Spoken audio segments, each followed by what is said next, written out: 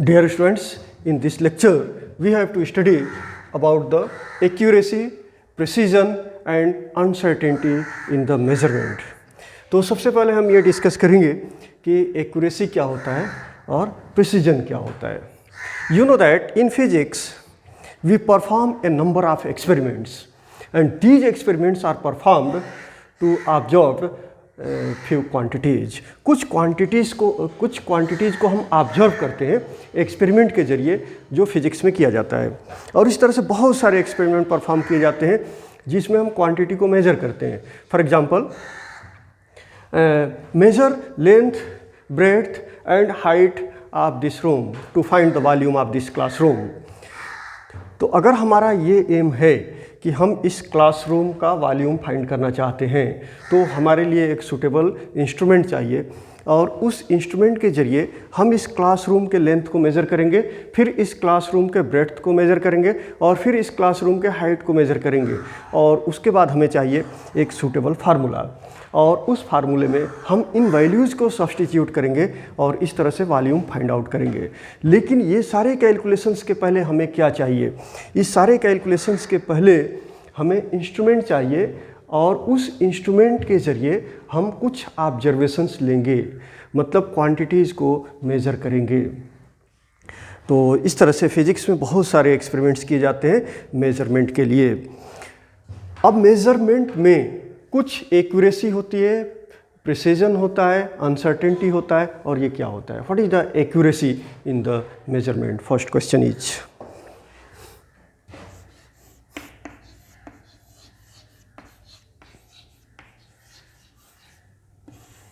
Accuracy का simple meaning होता है कि how close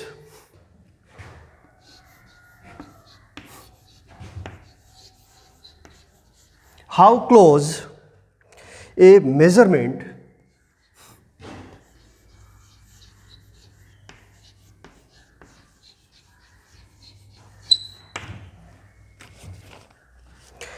is to the actual value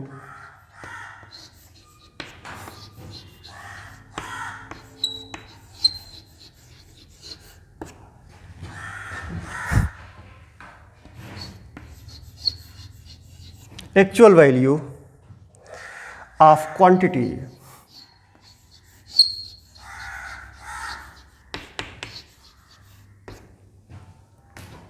Accuracy means how close a measurement is to the actual value of the quantity. For example, पहले ही हमने एक example दिया कि इस क्लासरूम का हमको वॉल्यूम फाइंड करना है. तो सबसे पहले इस क्लासरूम की लेंथ हम मेज़र करेंगे. लेंथ क्या है? एक क्वांटिटी है, means it is a physical quantity. फिर इसके बाद से हम ब्रेड्थ फाइंड करेंगे, वो भी एक फिजिकल क्वांटिटी है. फिर इसके बाद हम हाइट फाइंड करेंगे, that is also a physical quantity. इसको मेज़र करने में हम मेजरमेंट फाइंड आउट करते हैं और जब मेज़र करके जो वैल्यू निकालते हैं उसको बोलते हैं observed value.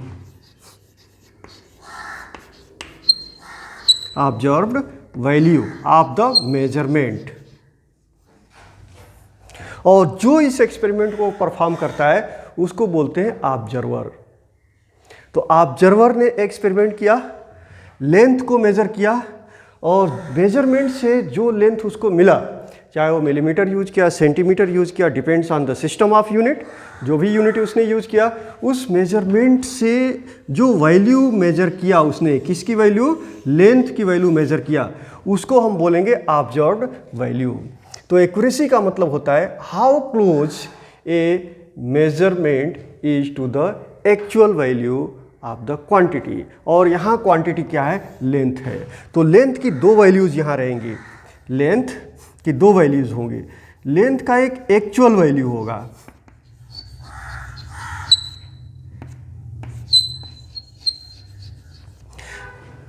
suppose that the actual value of length is 12.56 metre. लंबाई है 12.56 मीटर. कोई लंबाई हम मेज़र कर रहे हैं, वो है एक एक्चुअल वैल्यू लंबाई की है 12.56 मीटर, लेकिन ऑब्जर्वर ने इसको ऑब्जर्व किया और ऑब्जर्व वैल्यू निकाला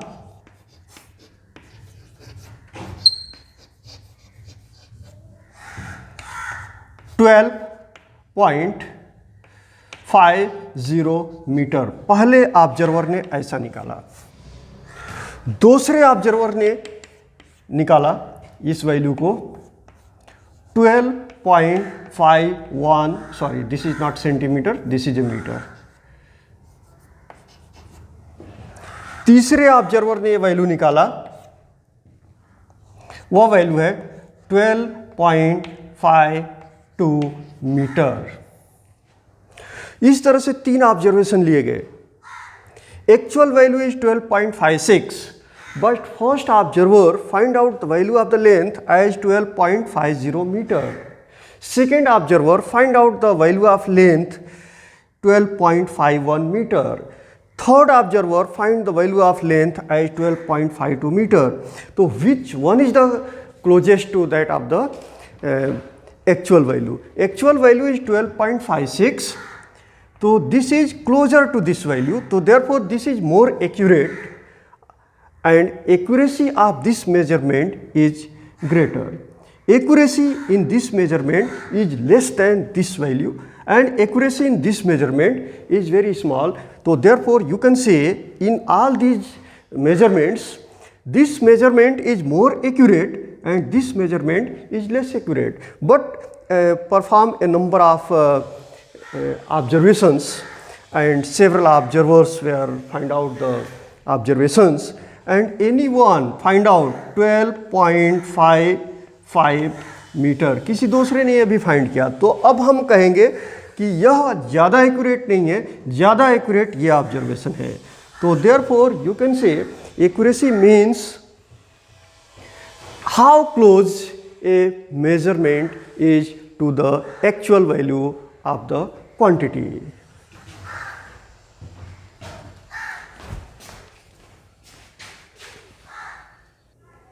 Now the second point is precision.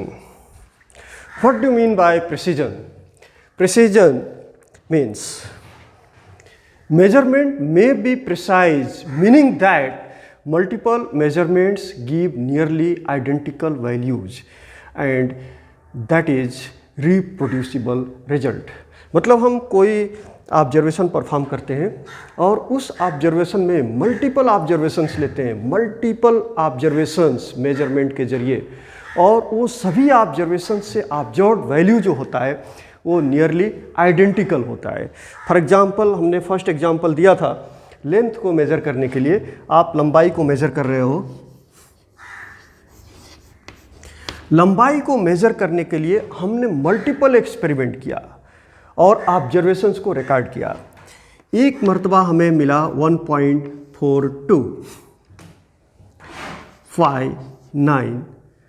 Second time जब हमने ऑब्जर्व किया तो मिला 1.4258।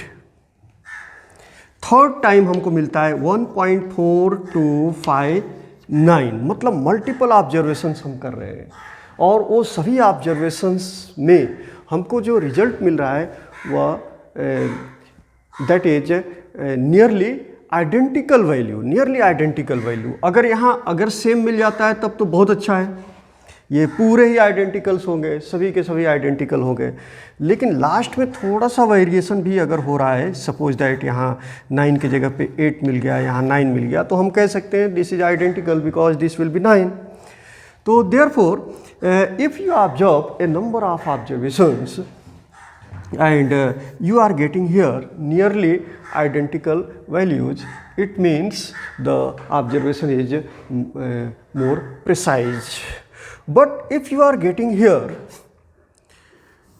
you are observing here another length, and in this measurement you are observing here 2 and here 4, here 8. So all are different. In first observation you are getting your observation of length is 1.42 centimeter, In second observation, you are getting here, there is a small mistake in first, you have to take the unit. हमने first में unit नहीं लिखा था, वहाँ भी unit होना चाहिए. तो therefore 1.42 सेंटीमीटर, यहाँ मिला 1.44 सेंटीमीटर, यहाँ मिला 1.48 सेंटीमीटर. तो यहाँ आप देख रहे हैं कि फर्स्ट ऑब्जर्वेशन और सेकंड ऑब्जर्वेशन दोनों आइडेंटिकल नहीं है, ज़्यादा डिफरेंस है. यहाँ पे तो आइडेंटिकल है लेकिन यहाँ ज़्यादा डिफरेंस है. तो यह लेस प्रिसाइज होगा पहले वाले ऑब्जर्वेशन से. फिर अगर हम ऑब्जर्वेशन ले रहे हैं इसी का 1.40, कहीं पे मिलता है हमको 1.48, कहीं पे मिलता है 1.45, तो यहाँ और ज़्यादा डिफरेंस मिल रहा है, उससे भी ज़्यादा डिफरेंस मिल रहा है. यहाँ मिल गया 1.49, यहाँ भी डिफरेंस आइडेंटिकल नहीं है. यहाँ 1.40 और यहाँ 1.49, इतना ज़्यादा वेरिएशन है, तो ये लेस प्रिसाइज होगा. तो सिंपल मतलब क्या होता है प्रिसीजन का कि मेजरमेंट में be precise, it means the multiple measurements give nearly identical value and that should be reproducible result. So that is called precision.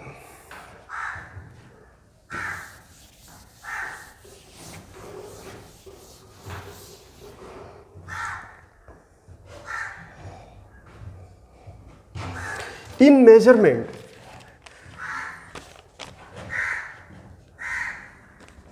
actual measurement observed may be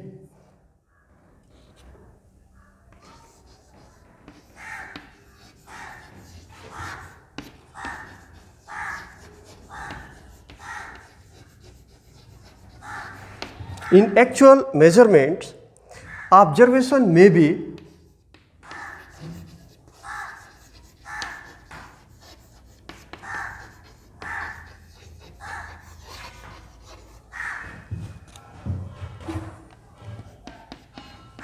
both accurate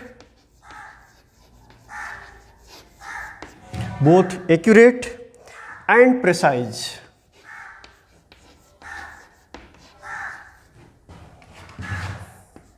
But it may be also neither accurate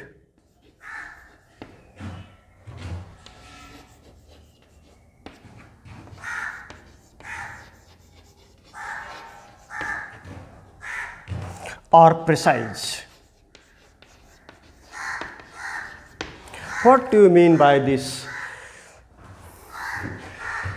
In actual measurements, observation may be, जब हम measurement लेते हैं तो observation इस तरह से हो सकता है, बोथ एक्यूरेट एंड प्रिसाइज. जो हमने ऑब्जर्वेशन लिया वह एक्यूरेट भी है और प्रिसाइज भी है. ये भी हो सकता है नाइदर एक्यूरेट और प्रिसाइज, ना ही वह एक्यूरेट है और ना ही प्रिसाइज है.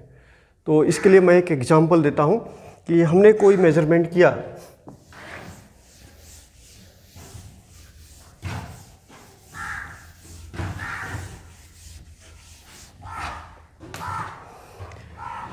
हमारा मेजरमेंट है 2.586 सेंटीमीटर. ये एक्चुअल वैल्यू है. This is A actual value of the measured quantity. This is A actual.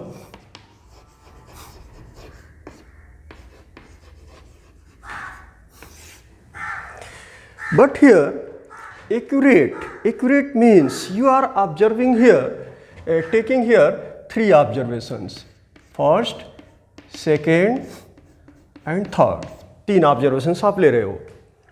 पहले ऑब्जर्वेशन में आप फाइंड करते हो 2.585, दूसरे ऑब्जर्वेशन में फाइंड आउट करते हो 2.586, थर्ड ऑब्जर्वेशन में फाइंड करते हो 2.586. यहाँ पे आप ये देख रहे हो कि the observed values are very close to that of the actual value. तो therefore this is more accurate because very closer to observed value. But what is here precision. Precision is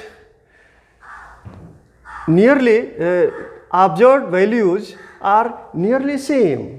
जो ऑब्जर्व वैल्यू फाइंड आउट कर रहे हो इसको नहीं देखने का, ये this is A actual value, इसमें आप ऑब्जर्व करो कि ये जितने ऑब्जर्व वैल्यू फाइंड आउट किए ये नियरली आइडेंटिकल हैं, मतलब ये प्रिसाइज भी है, एक्यूरेट तो है, इसके साथ साथ प्रिसाइज भी है, means both accurate and precise, both accurate and precise.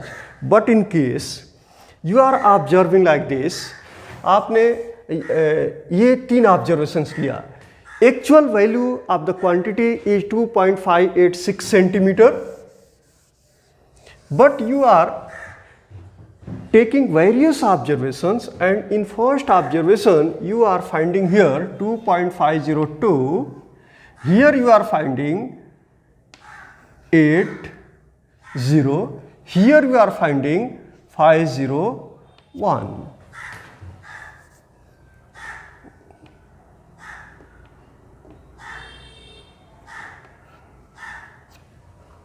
तो आप ये देख रहे हो कि ये आइडेंटिकल नहीं है, ऑल ऑब्जर्व्ड वैल्यू आइडेंटिकल नहीं है, इसके साथ साथ ये इसके ज़्यादा क्लोज भी नहीं है, मतलब observed value is not nearly same to the true value, and there is a lot of variations here. Here you are finding 2.502, here you are finding 2.580, here you are finding 2.509, मतलब जितने भी observations हैं यह nearly identical नहीं है. और अगर आप रिप्रोड्यूस करते हो इस लेंथ को तो इसमें से क्या लोगे, ये इसके क्लोज नहीं होगा, आइडेंटिकल आप रिप्रोड्यूस नहीं कर पाओगे. तो ऐसे ऑब्जर्वेशन को हम कहेंगे कि नाइदर एक्यूरेट और प्रिसाइज. अब ये नेक्स्ट आप एग्जाम्पल ले लो. This is a actual value, and anyone finding 2.086, anyone finding 129, another student is finding 405. So here there is a lot of variation to observed value, that is a observed value of this quantity. तो पहले student ने observe किया इस quantity को जिसकी actual value है 2.586, पहले observer ने ऑब्जर्व किया 2.086, इसके बराबर नहीं है, बहुत ज़्यादा डिफरेंस है, तो इसलिए यह लेस एक्यूरेट है. दूसरे स्टूडेंट ने ऑब्जर्व किया 2.129, ये भी इससे काफ़ी अलग है, मतलब यह भी लेस एक्यूरेट है. तीसरे ने ऑब्जर्व किया 2.405, यह इसके इनसे ज़्यादा करीब है, मतलब इनसे ज़्यादा एक्यूरेट है लेकिन फिर भी बहुत ज़्यादा एक्यूरेट नहीं है. अगर हम तीनों ऑब्जर्वेशंस को देखते हैं तो 2.086, 2.129, 2.405 इनके बीच काफ़ी डिफरेंस है, इसलिए प्रिसाइज भी नहीं है. तो therefore these values are neither accurate और precise.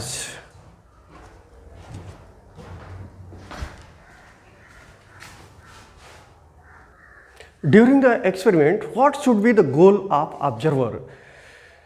Goal of observer should be to get accurate as well as precise measurement. Now, errors in the measurements. Errors in the measurement. The errors may be in the measurement due to different causes. Error को हम tolerance भी बोलते हैं. Error is also known as tolerance. For example here if length measure by you in kilometre, आप कोई length kilometre में measure करते हो, जैसे यहाँ से मुंबई का डिस्टेंस मेज़र करते हो, यहाँ से पनवेल का डिस्टेंस मेज़र करते हो, या फिर शॉर्ट डिस्टेंस मेज़र करते हो जिसमें स्मॉल स्केल यूज करते हैं, किसी ऑब्जेक्ट की हाइट मेज़र करते हैं, या फिर लॉन्ग डिस्टेंस में दो सिटीज़ के बीच का डिस्टेंस मेज़र करते हैं. तो हमने एक एग्जांपल दिया, सिंपल एग्जांपल दिया, क्लासरूम से और गेट तक के बीच का डिस्टेंस मेज़र करना, इस क्लासरूम से गेट तक के डिस्टेंस को मेज़र करना. तो डिफरेंट ऑब्जर्वर्स को हमने सेट किया कि तुम वैल्यूज़ को ऑब्जर्व करो. किसी ने ऑब्जर्व किया और ये डिस्टेंस मिलता है 50 मीटर। किसी दूसरे ने ऑब्जर्व किया और वह इससे ज़्यादा एक्यूरेसी के साथ मेज़र किया और उसने फाइंड आउट किया 50.2 मीटर। किसी ने मेज़र किया 51 मीटर। तो ये जो डिफरेंट वैल्यूज़ मिल रहे हैं ऑब्जर्वेशंस में, ये क्यों मिल रहे हैं? एरर की वजह से मिल रहा है। और वह एरर डिफरेंट टाइप का हो सकता है, जो बाद में हम अभी इस टॉपिक में स्टडी करेंगे कि एरर किस वजह से आता है, उसके काज क्या है और एरर्स कितने टाइप्स के होते हैं। तो अभी हम सिर्फ यहाँ एरर की बात करेंगे, जिसको हम टॉलरेंस भी बोल सकते हैं। हमने डिस्टेंस को मेज़र करना है और 110 किलोमीटर मेज़र किया। तो इसमें टॉलरेंस होने के चांसेस कितने हैं? इसलिए कि हमने यूनिट यूज़ किया किलोमीटर का यूनिट यूज़ किया और इसमें कोई डेसिमल पॉइंट नहीं लगा हुआ है, तो यहाँ पे एरर आने के चांसेस है। किसी ऑब्जर्वर ने मेज़र कर लिया 109 किलोमीटर, किसी ने मेज़र कर लिया 111 किलोमीटर। तो इसने 1 किलोमीटर कम मेज़र किया, इसने 1 किलोमीटर ज़्यादा मेज़र किया। तो यहाँ एरर आने के चांसेस लास्ट डिजिट में है और लास्ट डिजिट में यहाँ पे वैल्यू हो जाएगी 1 किलोमीटर की। इसलिए यहाँ पे 1 किलोमीटर का टॉलरेंस होगा, यहाँ पे एरर आने के चांसेस है। 110.5 किलोमीटर का डिस्टेंस मेज़र किया, तो लास्ट डिजिट में यहाँ एरर आने के चांसेस हैं। तो इट्स वैल्यू इज 0.5। तो what may be tolerance here the tolerance may be of 0.1 kilometre. यहीं पे अगर मेज़र किया हमने 110.52, यहाँ पे टॉलरेंस कितना हो सकता है? यहाँ पे लास्ट डिजिट में एरर आने के चांसेस है और इसलिए यहाँ पे टॉलरेंस होगा 0.01 किलोमीटर का। अगर और ज़्यादा हम लेते हैं 110.526, एक डिजिट और बढ़ा दिया मेजरमेंट में, तो यहाँ पे टॉलरेंस होने के चांसेस है, एरर आने के चांसेस है और इसमें टॉलरेंस हमारा हो सकता है 0.001 किलोमीटर का। तो एरर क्या होता है? एरर जो हम मेजरमेंट करते हैं उसमें जो एक्चुअल वैल्यू से हट के जो वैल्यू आता है, और वह बहुत सारे फैक्टर्स से आ सकता है, बहुत सारे काजेस से आ सकता है। हमारे मेजरमेंट के तरीके से हो सकता है, इंस्ट्रूमेंट की ख़राबी से हो सकता है, कुछ सडन चेंजेस की वजह से होता है, एटमॉस्फेरिक चेंजेस की वजह से आ सकता है जो हमारे कंट्रोल में नहीं है। तो इस तरह के कुछ रैंडमली हो सकता है। तो इस तरह से बहुत सारे काजेज हैं जिससे एरर आ सकता है। तो how many types of errors we study here? First of all, now errors are broadly divided into the two types.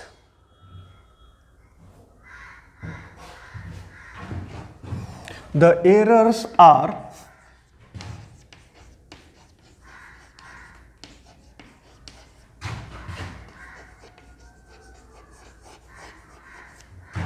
divided into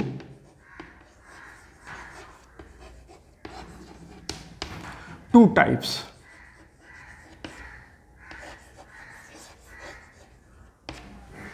first है सिस्टमैटिक एरर।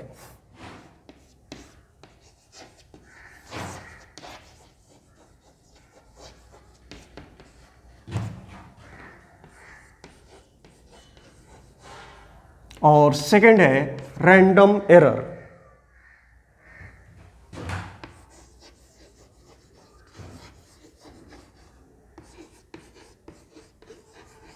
इसको हम ए बोल सकते हैं। दो पार्ट में डिवाइड कर लिया। एक हो गया सिस्टमैटिक एरर और दूसरा है random error. Now systematic error first we discuss here and then we have to discuss about the random error. Here first we discuss about the systematic error. You know that there are two types of errors, systematic error and random error. But first of all we discuss about the systematic error. Systematic error क्या होता है? System के जरिए जो error produce होता है, that error is known as systematic error. System involved.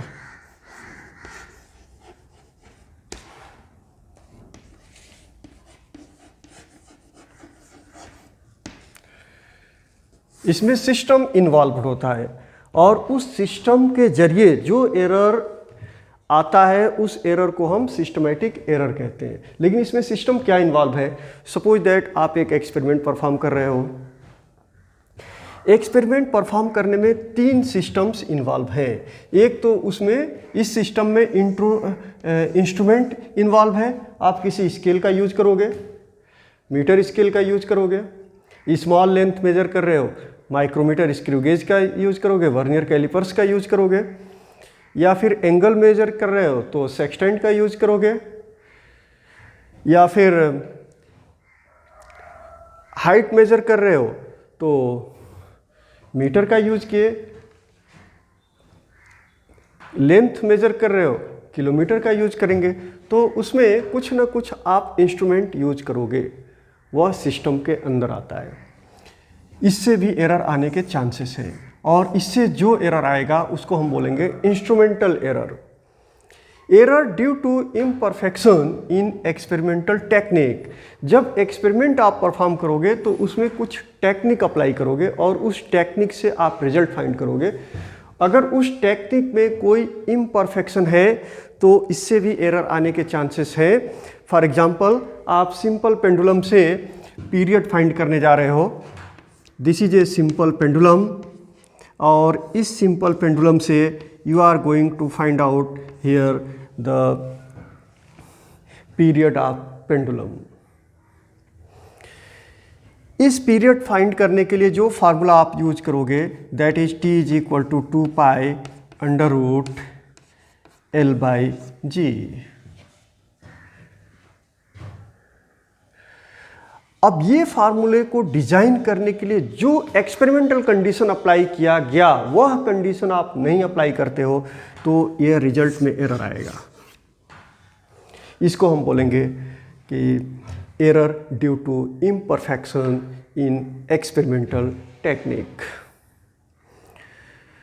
अगर हम कोई गलत टेक्निक से कोई क्वांटिटी मेजर करते हैं तो उस टेक्निक की वजह से कोई ऐसा फार्मूला हम यूज करते हैं जो वह उस क्वांटिटी के लिए जो आइडियल कंडीशन में सब्स्टिट्यूट करना चाहिए, उस आइडियल कंडीशन के एक्सपेरिमेंट को हमने नहीं किया और उसमें कुछ दूसरे तरीके से उस एक्सपेरिमेंट को परफॉर्म किया और फार्मूला हमने वही यूज किया जो इस कंडीशन में होना चाहिए।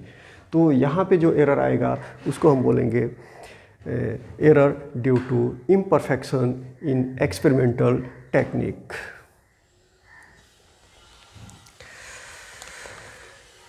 थर्ड टाइप का एरर इसमें आएगा, इसको हम बोलेंगे personal error. Personal error is error arises due to the observer.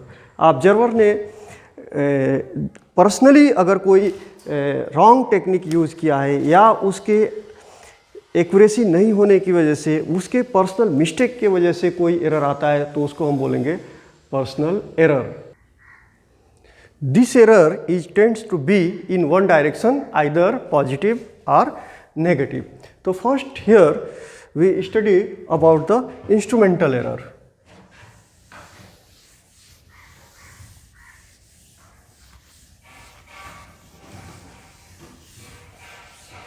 Instrumental error, जैसा कि इस वर्ड से क्लियर है, this is related with the instrument.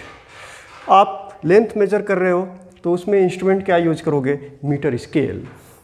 अगर आपके पास मीटर स्केल है और यह मीटर स्केल यहाँ 0 से स्टार्ट होना चाहिए, 0 then 1 centimetre then here 2 centimetre, लेकिन आपके मीटर स्केल में यहाँ से कट है, यहाँ से कट है, 0 नहीं है और इसी मीटर स्केल का आप यूज कर रहे हो तो हर मेजरमेंट में इतना लेस मेजरमेंट होगा।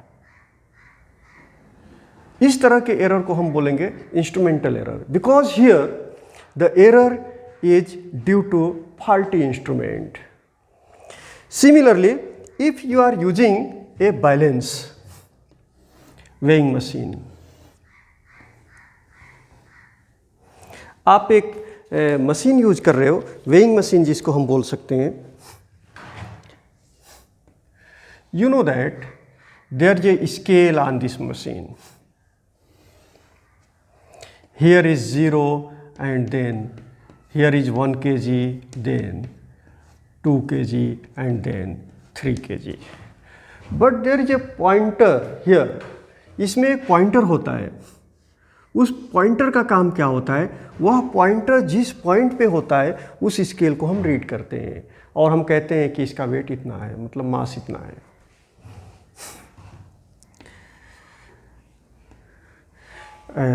हमने एक वर्ड यूज़ किया मास और वेट, तो actually both are different. You can understood here, if mass is 5 kg तो वेट में हम बोलते हैं 5 kg वेट. तो ये डिफरेंस है. 5 kg मास है और 5 kg वेट है. 5 kg वेट को ऐसे भी बोल सकते हो, 5 इंटू 9.8 न्यूटन भी बोल सकते हैं हम.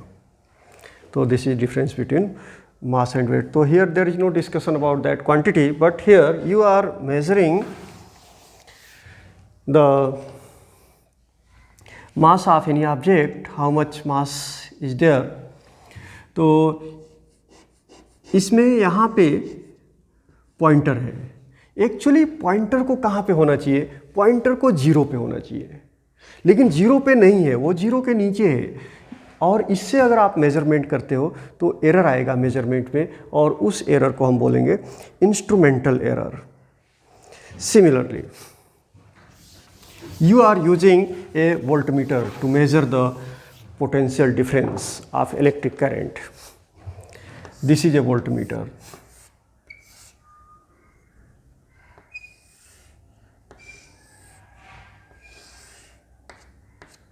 This is a pointer. But pointer should be here on the 0. But pointer is not here, but 2 division away, 2 small division away, and then like this. If the value of one small division is 0.1 volt, तो कितने division आगे चला गया है? Already ये 2 division पे है. इसको इलेक्ट्रिक सर्किट में हमने यूज नहीं किया. विदाउट कनेक्शन ये 2 डिवीजन आगे बता रहा है पॉइंटर. तो यह जो एरर है वह ऑब्जर्वर की वजह से नहीं है, यह एरर जो है वह इंस्ट्रूमेंट की वजह से है. इसलिए हम इसको बोलेंगे इंस्ट्रूमेंटल एरर, और इसमें इंस्ट्रूमेंटल एरर आ गया 0.2 वोल्ट. इसी तरह से आप एमीटर यूज कर रहे हो और उसका जो नीडल है वह ऑलरेडी 0 से आगे जा चुका है या 0 से पहले है. अगर ये 0 से पहले आ जाता है तो भी इसमें एरर है, इसलिए कि ये लेस पोटेंशियल डिफरेंस मेजर करेगा, और इस एरर को हम कहेंगे instrumental error. Now second type of error is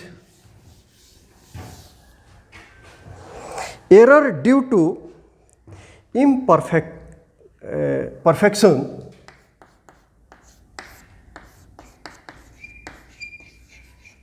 error due to imperfection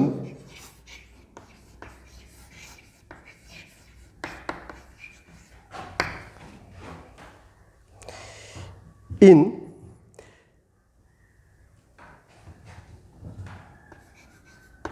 experimental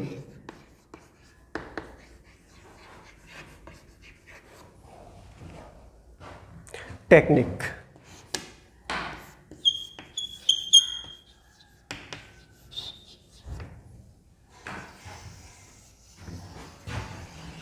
This is also a very important error. The error due to imperfection in experimental technique. सभी experiments के अंदर हम कुछ टेक्निक्स यूज करते हैं और उस technique से हम क्वांटिटी को मेजर करते हैं. जैसे हमने पहले ही एक एग्जांपल दिया था, here a simple pendulum.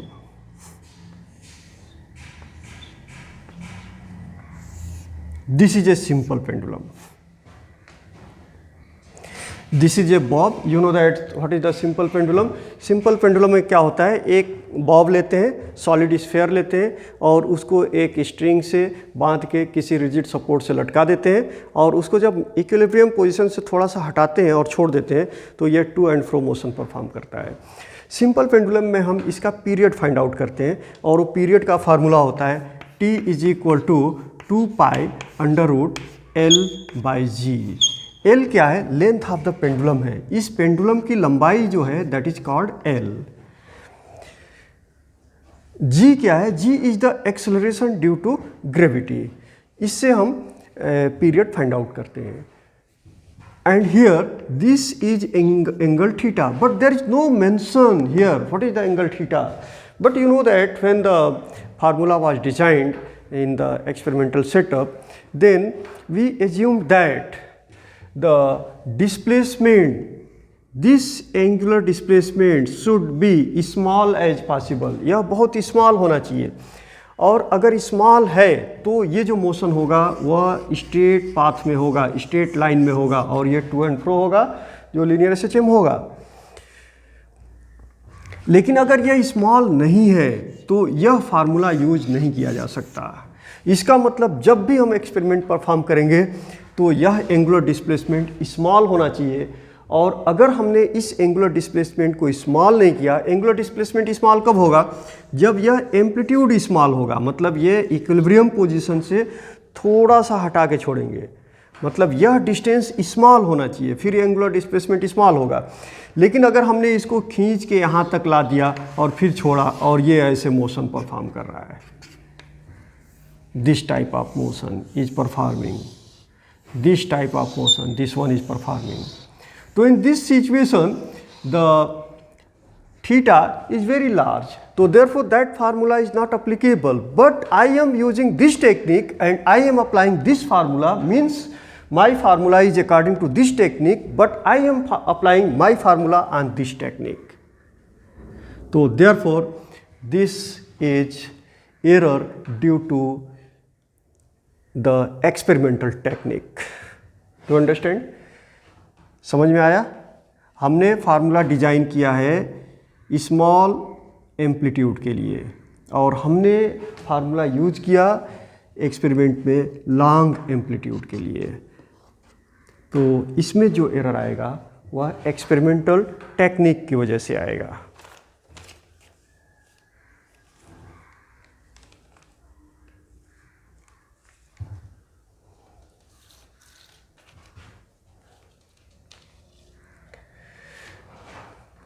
Similarly,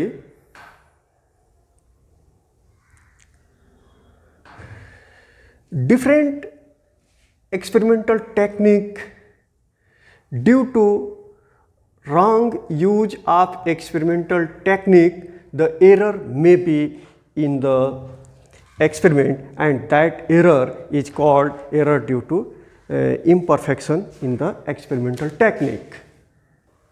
Another example of error due to imperfection in the experimental technique, you know that if you are measuring a liquid, आप किसी लिक्विड के वॉल्यूम को मेज़र कर रहे हो, you know that this type of cylinder is used for that measurement.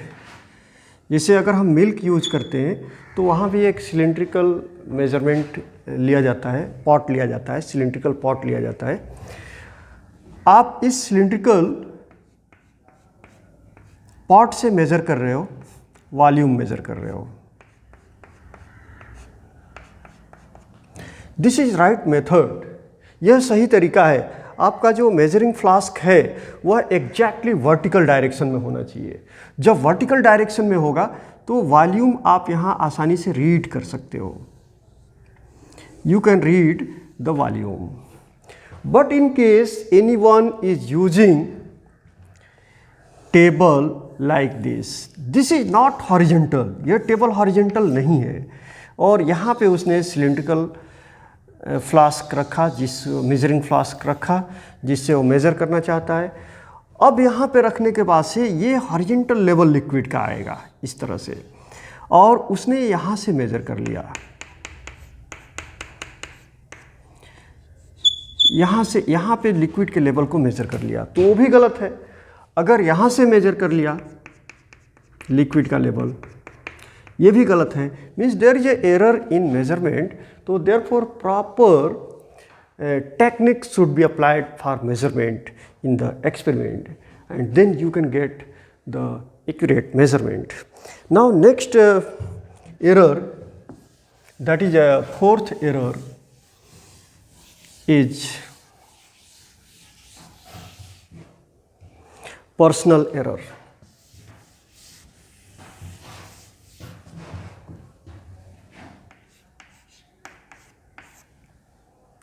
This is not fourth but third.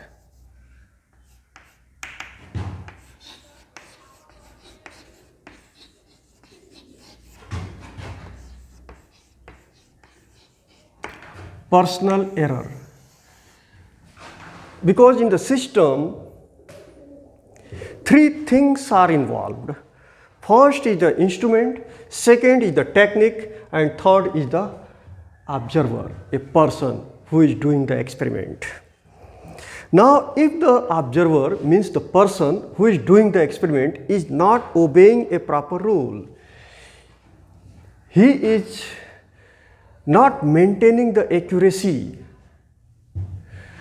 लापरवाही के साथ काम कर रहा है, प्रॉपर वे से ऑब्जर्वेशन नहीं ले रहा है, कोई ऑब्जर्वर जो एक्सपेरिमेंट परफॉर्म कर रहा है, उसकी वजह से जो एरर इंट्रोड्यूस होगा मेजर्ड वैल्यू में, उस एरर को हम बोलेंगे personal error.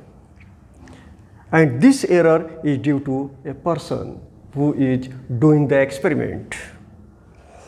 Now take one example of the personal error. If you are using voltmeter, you are using the voltmeter to measure the electric current. Now here you know that in voltmeter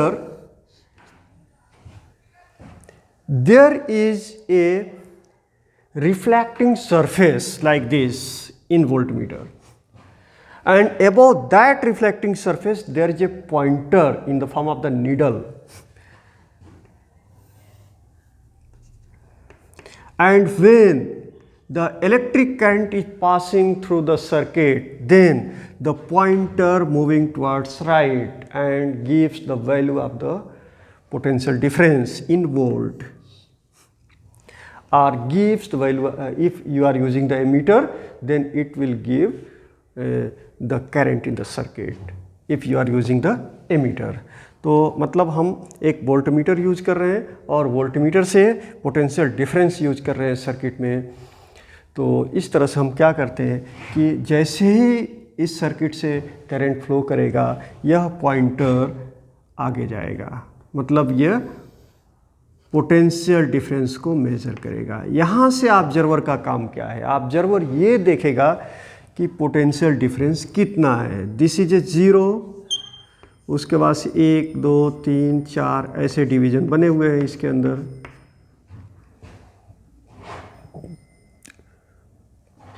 एक student को हमने कहा observation लो, वो थोड़ा सा left से देखा, और जब लेफ़्ट से देखा तो ये पॉइंटर थोड़ा आगे दिखा.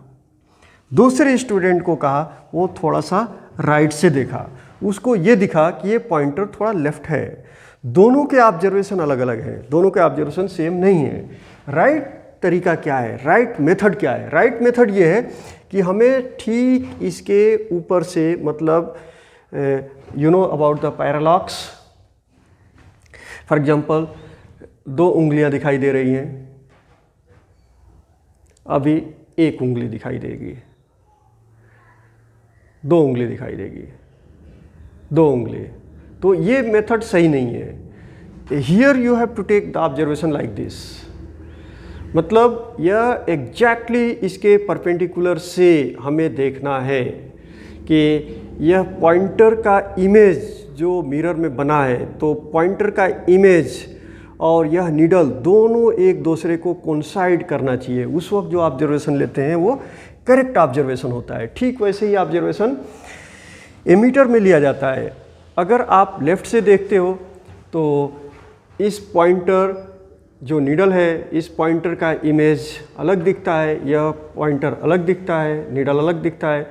इस साइड से देखते हो तो इमेज अलग दिखता है और नीडल अलग दिखता है।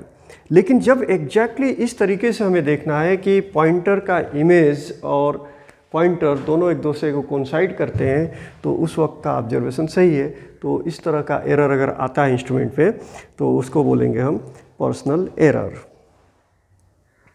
सिंपल, किसी को मीटर स्केल दे दिया, स्केल दिया और उससे कहा कि लेंथ मेजर करो। This is a zero of your scale, this is 1, this is 2, this is 3. This type of scales are given in your scale, and anyone is using this scale to measure the length. For example, length of this paper.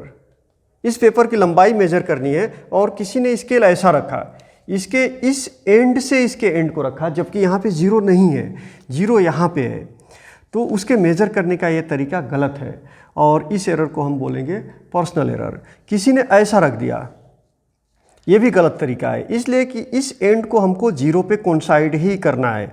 अगर ऐसा हम use करते हैं तो this is right method, this is a correct method, and if you are using scale to measure this length and place here this end, so therefore this is not right method, and here there is no fault in the instrument, there is no fault in the formula used, but here fault is in a person who is doing the experiment. So therefore this type of error is called personal error. Now systematic errors can be minimized.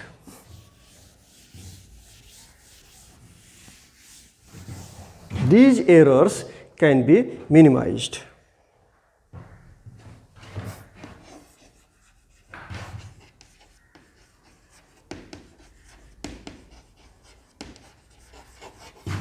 And how these errors can be minimized? By using correct instrument.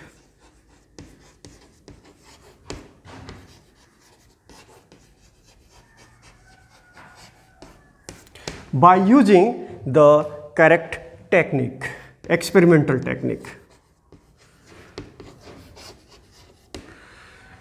And also the person who is doing the experiment should be used carefully.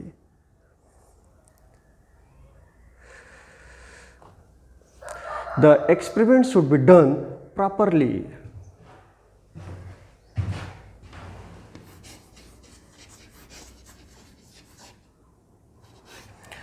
तो मतलब systematic error को minimise करने के लिए क्या करना चाहिए? Correct instrument use करना चाहिए, जिस इंस्ट्रूमेंट में कोई एरर नहीं होना चाहिए।